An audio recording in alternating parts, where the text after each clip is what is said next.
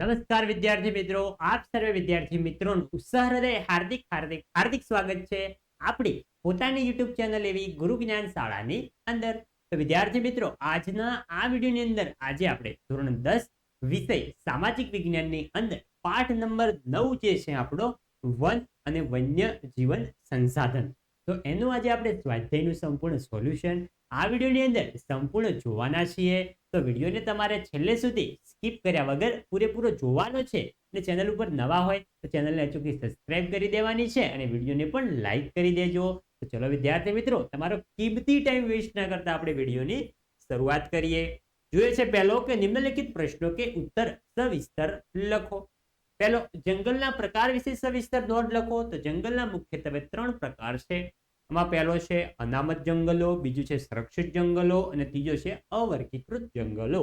એમાં સૌપ્રથમ પહેલા અનામત જંગલની વ્યાખ્યા તમને આપેલ છે કે અનામત જંગલોને ઇમારતી લાકડું તેમજ વન્ય પેદાશો માટે કાયમી રૂપે સુરક્ષિત કે અનામત રાખવામાં આવે છે. તેને અનામત કે આરક્ષિત જંગલો કહેવામાં આવતા હોય છે. નેક્સ્ટ આગળ વધીશું. આગળ છે કે આ જંગલો સરકારી તંત્રના સીધા નિયંત્રણમાં હોય છે. પછી છે કે તેમાં વૃક્ષો કાપવાની, લાકડા વીણવાની, ખેતી કે પશુ ચરાવવાની પરવાનગી આપવામાં આવતી નથી. તેમાં ભારતના જંગલોના કુલ વિસ્તારના કેટલા ટકા જોઈ શકો છો? 54.4%. ભારતના જે ટોટલ 100% જંગલ વિસ્તાર છે એમાંથી 54.4%માં આ અનામત જંગલો આવેલા છે. બીજું જોઈએ સંરક્ષિત જંગલો. તો સંરક્ષિત જંગલોમાં વૃક્ષોને કાપવા સિવાય લાકડા વીણવાની, ખેતી કરવાની કે પશુઓ ચરાવવાની છૂટ આપવામાં આવતી હોય છે. તો આવા જંગલો આપણા ભારતમાં ટોટલ કેટલા છે? તો આવા જંગલો આપણા ભારતમાં છે 29.2%. નેક્સ્ટ આગળ છે કે આ જંગલોની દેખભાળ સરકારી તંત્ર દ્વારા થતી હોય છે.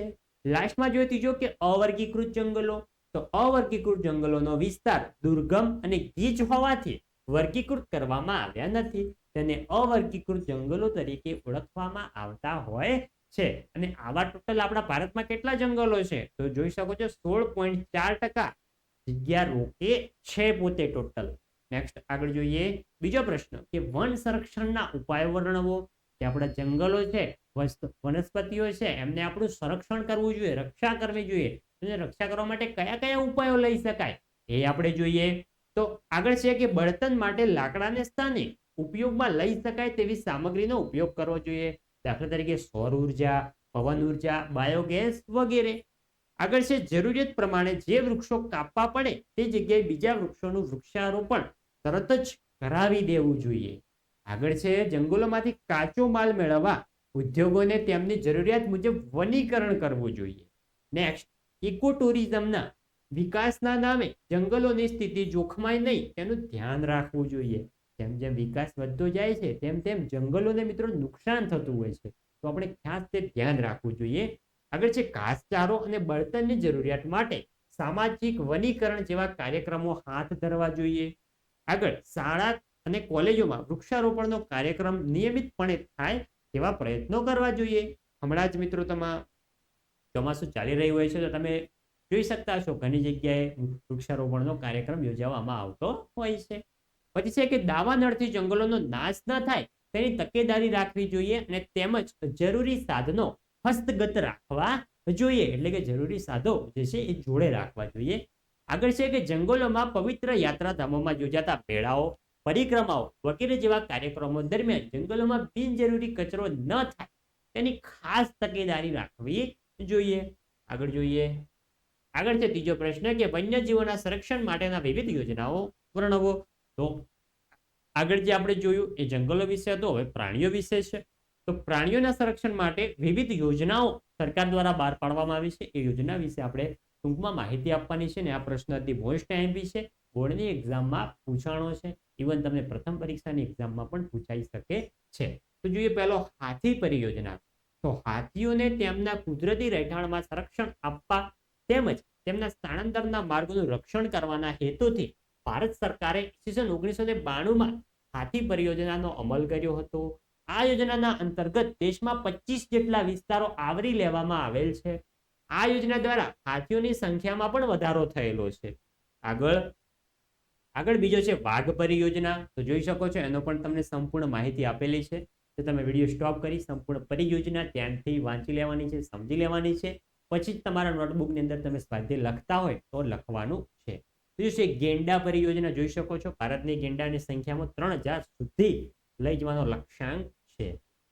આગળ છે ગીધ પરિયોજના. તો ગીધ એ કુદરતનો સફાઈ કામદાર છે. તે મૃત ઢોરનું માંસ ખાય છે અને સફાઈ કરે છે. ગીધની સંખ્યા બચાવવા ભારત સરકારે 2004માં ગીધ પરિયોજના શરૂ કરી હતી. પાંચમા છે હિમદીપડા પરિયોજના. તો હિમાલયમાં લગભગ 4000 મીટરની ઊંચાઈએ હિમદીપડાની પ્રજાતિ વસે છે. ભારત સરકારે ઈસવીસન 2000માં હિમદીપડા પરિયોજના શરૂ કરી હતી. નેક્સ્ટ આગળ જોઈએ આપણે. આગળ છે બીજો કે નીચેના પ્રશ્નોના ઉત્તર મુદ્દાસર આપણે લખવાના છે. પહેલો, જૈવ આરક્ષિત ક્ષેત્ર એટલે શું? તો અહીં જૈવ વિવિધતા વિશે સંસાધનો અને પ્રશિક્ષણ માટે સુવિધાઓ પૂરી પાડવામાં આવે છે. આગળ પણ જોઈ શકો છો એના સંપૂર્ણ જે માહિતી છે, પ્રશ્નનો જવાબ છે મિત્રો તમને મુદ્દા વાઇઝ આપેલો છે. અને ઇવન તમે પરીક્ષાની અંદર ને હમણાં જે ચોપડાની અંદર પણ લખતા હોય એમાં પણ આવી રીતે તમારે સંપૂર્ણ ટોપિક પાડીને લખવાનું છે, એરો કરીને બ્લેક બોલ પેનથી, જેથી કરીને તમારા પ્રશ્નનો જવાબ એકદમ સારો લાગે, તમને પૂરેપૂરા માર્ક્સ મળી શકે. બીજો છે કે ગુજરાતમાં અગાઉ કયા કયા વાઘ જોવા મળતા હતા? તો ગુજરાતમાં અગાઉ જોઈએ તો ક્યાં ક્યાં વાઘ જોવા મળતા હતા? તો પંચમહાલમાં જોવા મળતા હતા, ઈડરમાં, ડાંગમાં, ડાંગના જંગલોમાં, અંબાજીમાં પણ વાઘ જોવા મળતા હતા.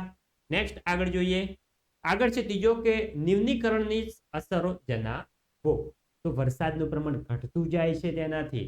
આગળ છે વાતાવરણમાં કાર્બન ડાયોક્સાઇડ એટલે કે CO2 ની માત્રામાં વધારો થાય છે. આગળ છે અનેક વન્યજીવો નિરાશ્રિત થયા છે, એટલે કે પોતાના ઘરો તેમને ગુમાવ્યા છે. પછી જે માંસાહારી વન્યજીવો દ્વારા જંગલોની નજીકના ક્ષેત્રમાં વસતા પશુપાલકોના પાલતુ પશુઓના મરણના બનાવો વધી રહ્યા છે, કારણ કે જંગલો કપાઈ રહ્યા છે. તો જે શિકારી પ્રાણીઓ છે એ જંગલ છોડીને બહાર જે માનવ વસવાટ છે ત્યાં સુધી આવી રહ્યા છે. પછી જે ગ્રીન હાઉસ ઇફેક્ટની અસર પણ વધુ જોવા મળી રહી છે. વૈશ્વિક તાપમાનમાં પણ વધારો થઈ રહ્યો છે. ખેતીની ફળદ્રુપતાની સમસ્યા પણ વધી રહી છે. જંગલોનો વિસ્તાર ઘટ્યો છે દિન પ્રતિદિન. દુષ્કાળનો પ્રમાણ વધ્યો છે. અનેક વન્યજીવો નિરાશ્રિત થયા છે. આમ કેટલાક વન્યજીવો તો લુપ્ત જ થઈ ગયા છે. નેક્સ્ટ આગળ જોઈએ. આગળ છે ચોથો, લુપ્ત થતા વન્યજીવો માટે તમારે ટૂંક નોટ લખવાની છે. જોઈ શકો છો સંપૂર્ણ પ્રશ્નનો જવાબ તમને સરસ મજાના ટોપિક પાડીને આપેલો છે. તો તમે વિડીયો સ્ટોપ કરી ધ્યાનથી વાંચી લેવાનો છે, પછી લખવાનો છે. જોઈ શકો છો સંપૂર્ણ ટોપિક તમને આપેલો છે. ત્રીજો જોઈએ કે નીચેના પ્રશ્નોના ઉત્તર આપણે ટૂંકમાં આપવાના છે. એમાં પહેલો છે કે અભયારણ્ય એટલે શું? તમને પરીક્ષાની અંદર પૂછાઈ શકે છે. તો જેમના માથે વિનાશનું જોખમ હોય એવા વન્યજીવોના સંરક્ષણ અને સંવર્ધન માટે સુરક્ષિત કરાયેલા વિસ્તારને શું કહેવામાં આવે છે? અભયારણ્યો કહેવામાં આવતા હોય છે. અતિ મોસ્ટ આઈએમપી કહી શકાય, પરીક્ષાની અંદર તમને પૂછાશે. આગળ જોઈએ બીજો કે અભયારણ્ય તો આપણે જોઈ ગયા, પણ હવે રાષ્ટ્રીય ઉદ્યાન કોને કહેવાય? તો કુદરતી વનસ્પતિ, વન્યજીવો, કુદરતી સૌંદર્યના સ્થળો તેમજ મહત્વના રાષ્ટ્રીય સ્થળોની જાળવણી માટેના સુરક્ષિત કરાયેલા વિસ્તારોને રાષ્ટ્રીય ઉદ્યાનો કહેવામાં આવતા હોય છે. બીજું છે કે ભારતમાં કયા કયા જળ પ્લાવિત ક્ષેત્રોમાં યાયાવર પક્ષીઓ શિયાળો ગાળવા આવે છે? તો ભારતમાં રાજસ્થાનમાં કેવલાદેવ રાષ્ટ્રીય ઉદ્યાનમાં, ભરતપુર અને ગુજરાતના નળ સરોવર જેવા જળ પ્લાવિત ક્ષેત્રોમાં યાયાવર પક્ષીઓ શિયાળો ગાળવા આવે છે, શિયાળાનું વેકેશન માણવા આવે છે. આપણે પણ વેકેશનમાં ક્યાંક ફરવા જતા હોઈએ છીએ. એવી જ રીતે આ પક્ષીઓ જે છે એ શિયાળાની અંદર આ જગ્યાએ પોતાનું વેકેશન માણવા જાય છે. આગળ જોઈએ. ચોથો કે નીચેના દરેક પ્રશ્નો માટે આપેલા વિકલ્પોમાંથી સાચો વિકલ્પ પસંદ કરી જવાબ આપવાનો છે.